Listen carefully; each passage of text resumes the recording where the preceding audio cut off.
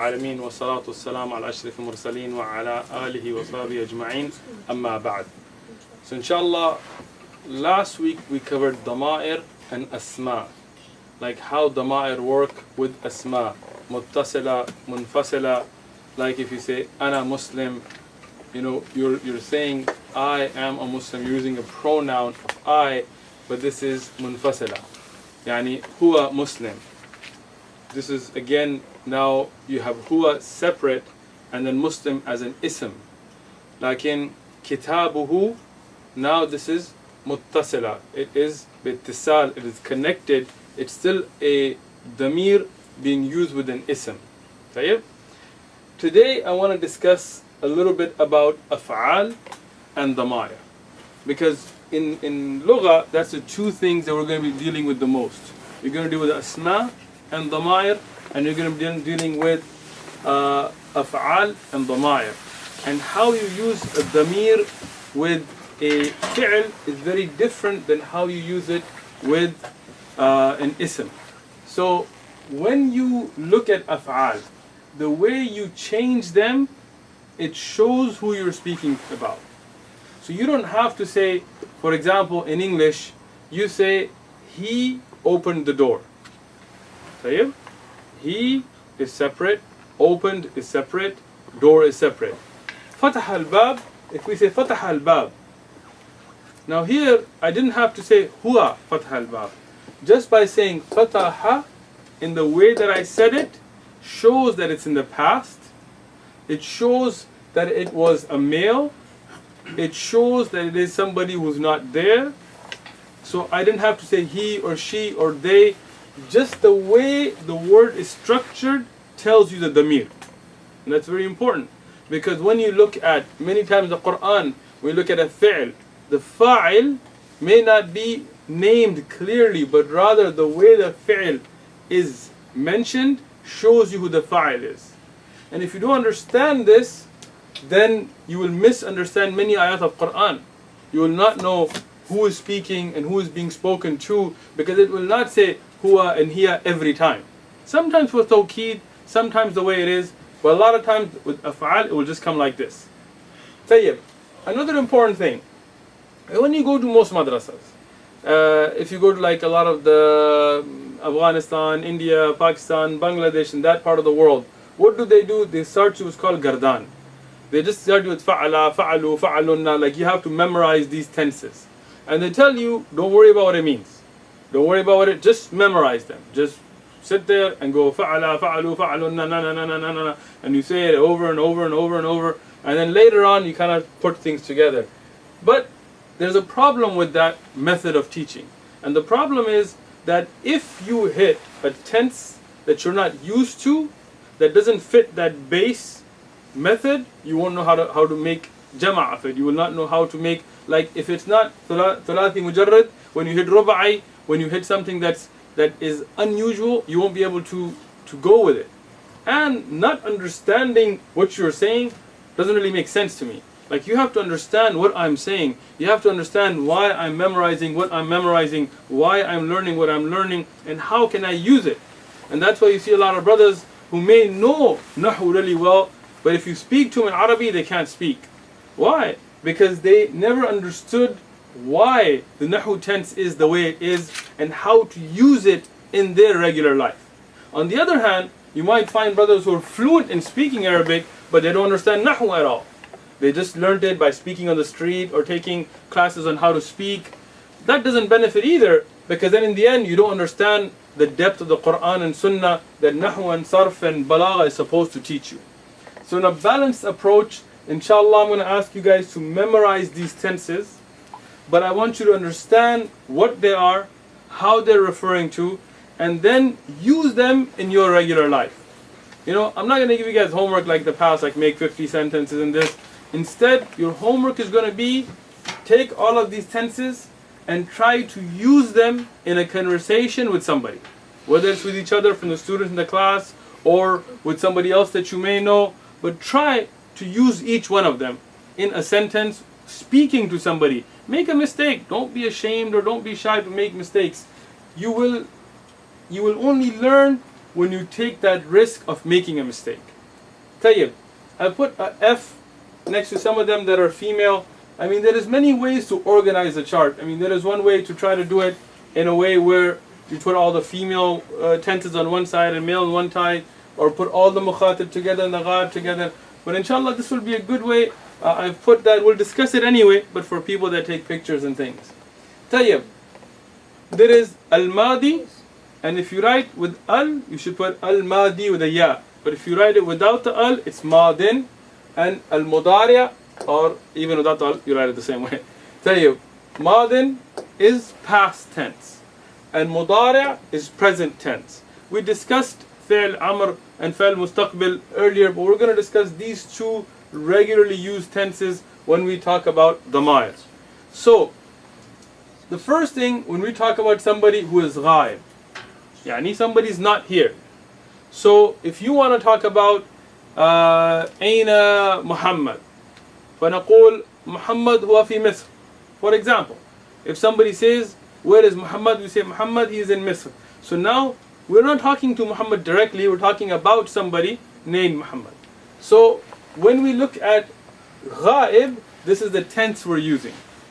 Now, when we talk about af'al, then we're talking about actions. So either you are doing an action or you've already done an action. Either somebody's doing an action or they've done an action. I've used fataha, it's thulathi, mujarrad, and it's different than fa'ala. Everybody uses fa'ala, but I want you to start using other af'al as well. You know, every Arabic dars, you always go fa'ala, or daraba, fa'ala, daraba. I want to start using some different ones to get some practice, inshallah. So, when we talk about ghaib, and you're talking about huwa, we discussed huwa. What does huwa mean? He, right? Or him, I could do it that way.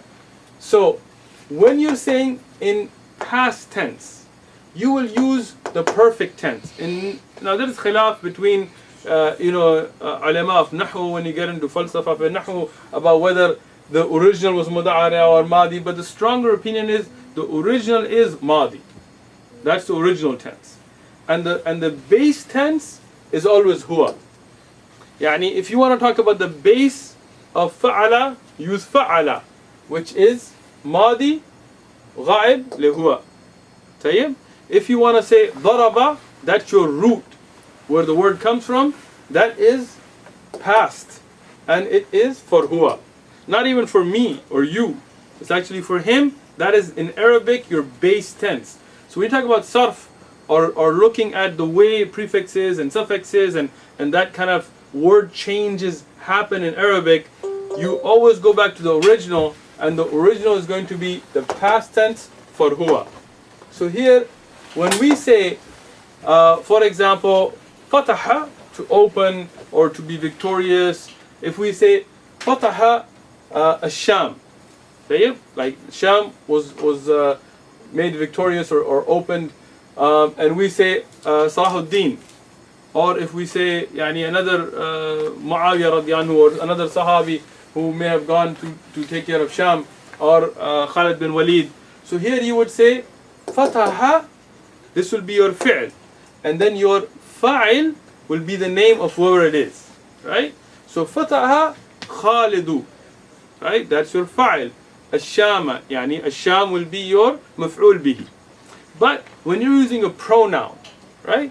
When you have already discussed that we're discussing the life of Khalid bin Walid radiallahu anhu. Now you're not going to say Fataha Khalid Buldan, Fataha Khalid Sham, Fataha Khalid Iraq, Fataha. It's not the way you use language. It shows that your Arabic is weak because you're not able to throw pronouns in. Like when you're writing in English, and if I said Ahmad came to class, and Ahmad's a great student, and Ahmad was taking notes, and Ahmad went to get a drink, you'd be like, what's wrong with you? Just say Ahmad came to class, and he's a great student, and he was taking notes, and he went to get a drink. You see, you throw the pronoun in. So now, when we have already discussed who we are discussing, who the fa'il is, then you will say, if you say Man fatha ماذا فعل Khalid fi Sham, Fataha Sham. When you just said that, I didn't mention Khalid, and I didn't have to say Huwa Fataha Sham.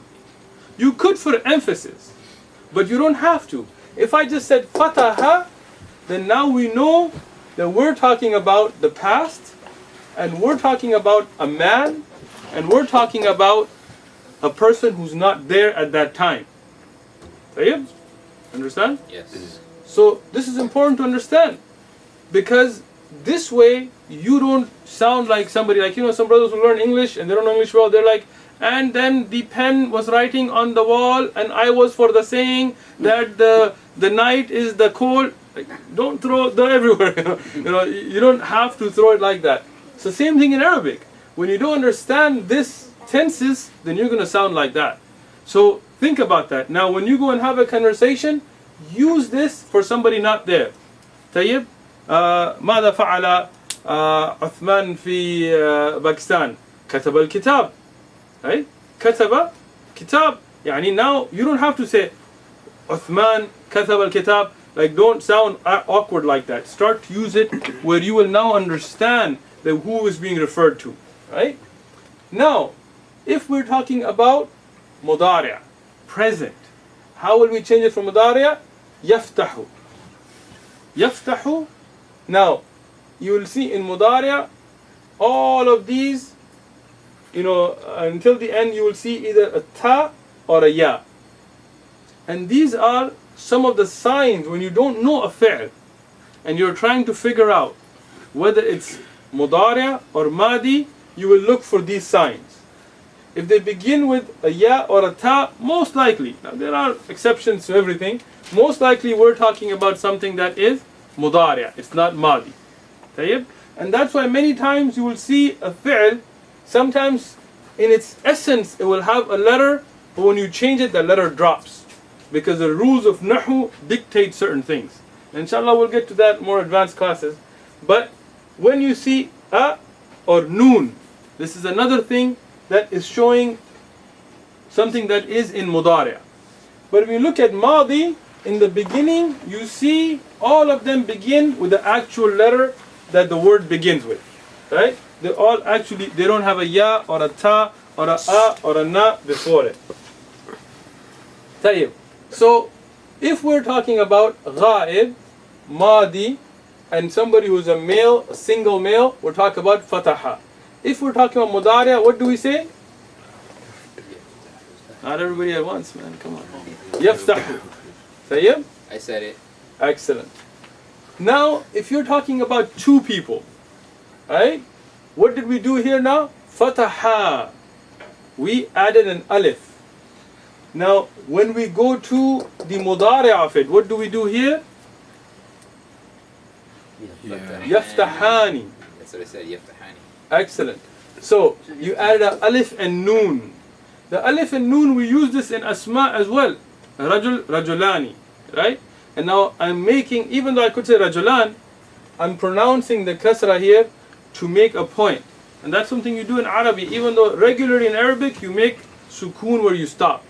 But many times, to make idhar, to show what you're talking about. For example, if you're speaking to a man, you say anta. You can say ant. Right? If you're speaking about a woman or to a woman, many times you will say anti. You will not just say ant. Because you're making clear which i'rab is being used. And there's nothing wrong with that. Like sometimes when you make idhar of the i'rab in the end, brothers think that you don't know where to make sukoon, and that's not the case. Especially when you look at, for example, poetry. If you look at the Nooniyah of Ibn al-Qayyim, many times he doesn't actually end with a noon but with tanween. And you have to pronounce the tanween because it has to match the noon sound. So understand that many times you will make izhar or clear pronunciation of the i'rab or the tashkil on the last letter to show what you're talking about. Regularly you don't say salatu or things like this. You just say salah, but when you have a reason you do. Tayyib.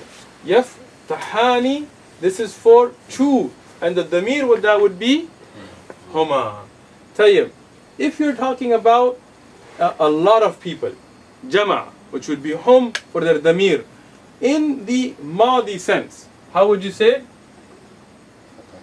Fatahu, and you have the alif, and usually you will find a sukoon as it's written on the alif, to show that this is not for other reasons. It's actually to show i'rab. and you will find the Qur'an a lot. But the mudari will be how?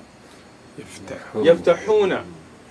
Now, if we talked about making this as a fi'l, majroor, or not, they can't be majroor, but mansoob or marfu', we'll talk about hadf al-noon and ithbat al-noon, but inshallah that will be a later dars. Right now, we just want to see its original state. Now, what is the damir connected to that? Hum. Tayyib. Now, we talk about mukhatib. Ghaib, somebody who's not there. And so far, we have not talked to any females here. We're keeping it halal, brothers. Tayyib. Here, we're going to talk about somebody you're speaking to. Tayyib. So, if you are speaking to a single man, and you're talking about something they did in the past, tayyib, how would you say it?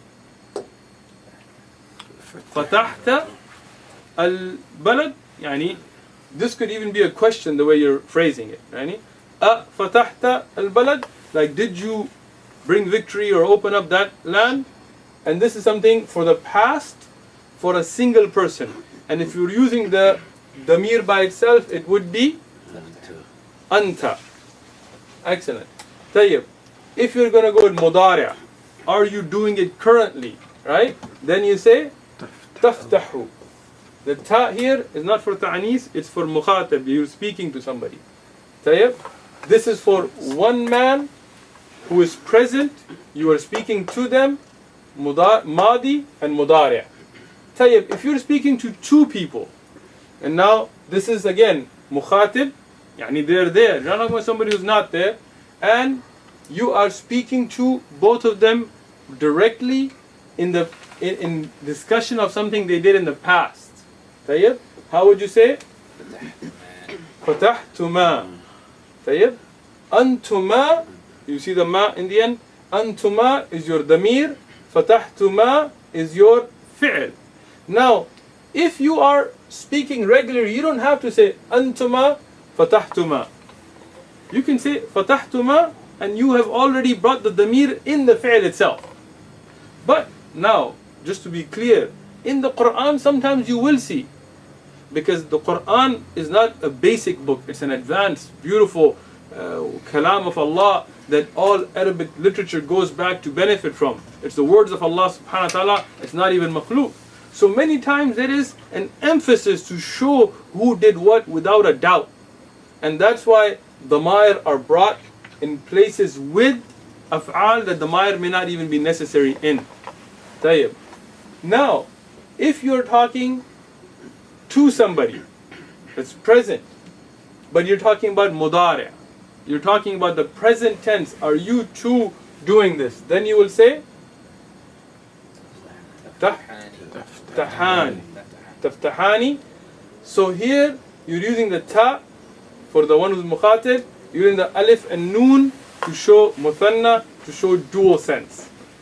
If you are mukhatib to a lot of men or a big group of mixed people, then you will say fatahtum. Fatahtum. Tum here is your damir that's connected with the fi'l here, which would be from antum. Again, if you drop the an, you see the tum that comes over here. But in mudari', then it will be taftahuna. Taftahuna. In mudari', the jam'a is shown with the waw and noon. Now, when we talk about ghaib, and we're talking about females, so this will be all female tenses.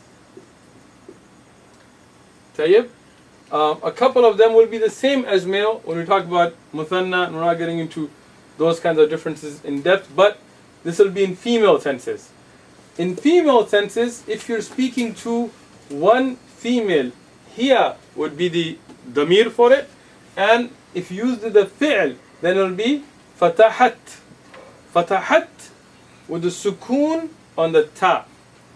Now, this is something that is unique to af'al, where you have sukoon as the i'rab of the last letter in a fi'l.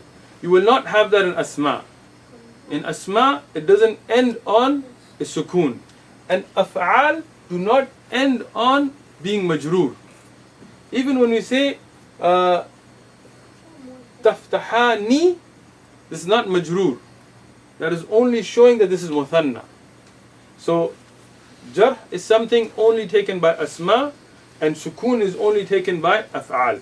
In this sense. Now, there may be some odd cases. For example, if we say Musa or Isa, it seems to end on alif maksura with the sukun, but that's actually not the case. The actual case with those aren't Arabic names. Those are Ajami names that have come into the Arabic language, and that's why they're mamnu min as-sarf, they're mabni, because they are not Arabic names. Asma in the Arabic language don't end on sukun. Tayyib. So, when we go to two females, then how will you say it? فتحتا. فتحتا. فتحتا. And تفتحان. Here you will see that it comes close with mudariya, but you see a difference in madi. Huma is going to stay huma, even though there is some ulama that have other khilaf on this. Fatahna is going to go for hunna. Yaftahna for the jam'a, and hunna for the damir, if you're talking about a lot of females. Fatahti, now we are mukhatib. Before Abdurrahman says anything on my other, say it. When you are mukhatib to a female, inshallah a mahram to you, then fatahti will be you're speaking from anti. Taftahina. Taftahina, you are mukhatib in mudariya to a female. And if you see a lot of Arabs when they speak, they don't use these types of changes when they're speaking. What does mukhatib mean? When you're speaking to somebody, you are. Is the ya and the ta, are they interchangeable or no? What do you mean? Like could you, like anti yaftahin? No, You can't? No. It's just- those are in place for a purpose. You will see the differences for the different tenses. Many times the ya and the ta is the only thing that tells you the difference between where you're speaking to. Okay. Then when you get into two females that you are mukhatib to, fatahtuma and taftuhani.